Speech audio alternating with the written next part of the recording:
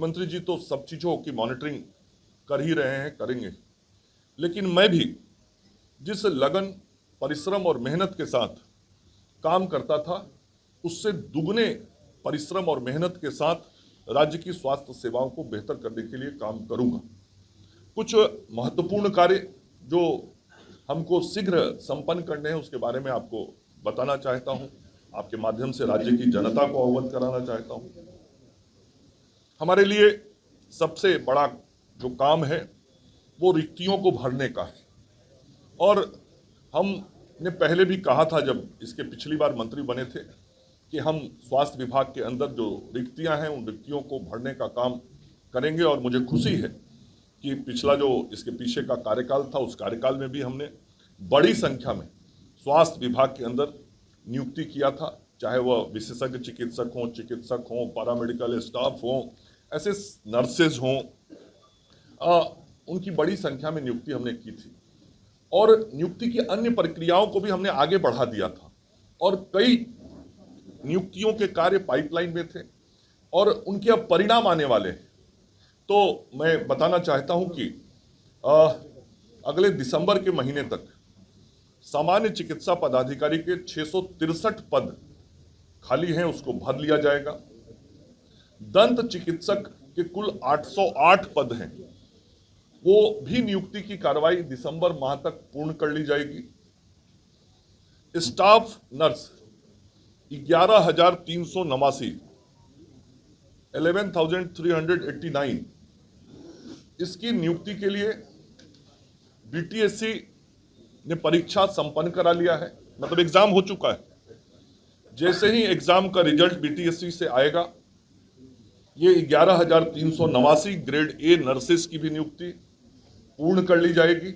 मैं फिर दोहरा रहा हूं, इसका परीक्षा हो चुका है, परिणाम आना केवल शेष है।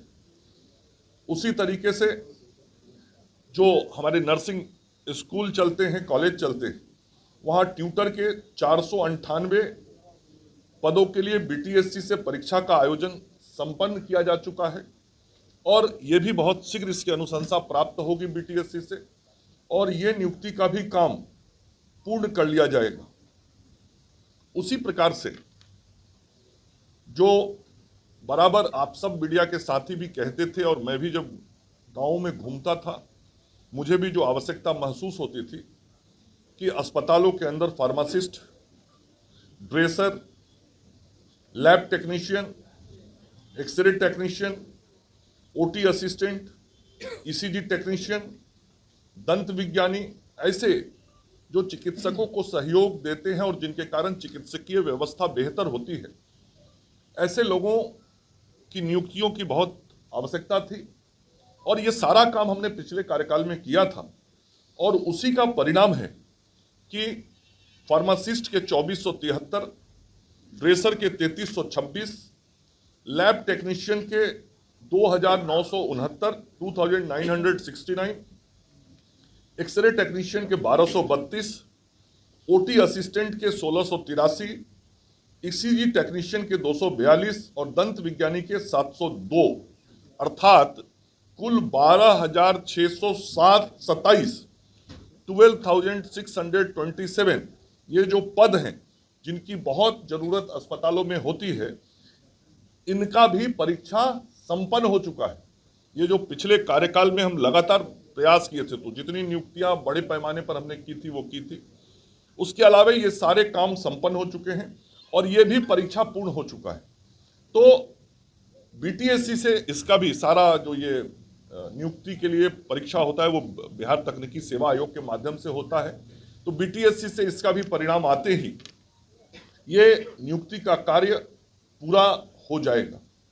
इसका मतलब ये हुआ, मैं यदि उसको कंक्लूड करूं कि अतिशीघ्र जो नियुक्तियां होने वाली है, जिनके या तो परीक्षा संपन्न हो गए हैं या कार्रवाई लगभग पूर्ण हो गई है, 12,627 ये हमारे विभिन्न पदों पर, विभिन्न दायित्वों पे जो पैरामेडिकल स्टाफ हैं वो होंगे। उसके अलावा 11,389 ये ग्रेड ए नर्स होंगी, मतलब ये लगभग संख्या 24,000 की हुई। ट्यूटर 498 तो 24,500 करीब हुआ।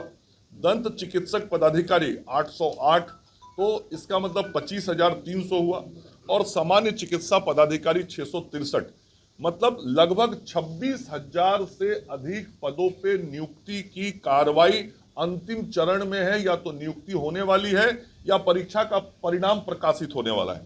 बाकी सारी प्रक्रियाएं पूर्ण कर ली गई हैं, और यह मानव बल जब गांव के अस्पतालों तक पहुंचेगा तो और ताकत बढ़ेगी। ये तो मैंने बताया जो विभाग के तरफ से हो रहा है, अपने अधिकारियों के साथ मिलकर तय किया था। जैसा कि आप सब लोग जानते हैं, पूर्व में एसीएस के रूप में श्री प्रत्यय अमृत जी भी लंबे समय तक इस विभाग में हमारे साथ रहे, और अब लोकेश कुमार सिंह जी जो पूर्व में भी स्वास्थ्य विभाग में हम सब लोगों के साथ काम किए थे, अब प्रधान सचिव के रूप में काम कर रहे हैं।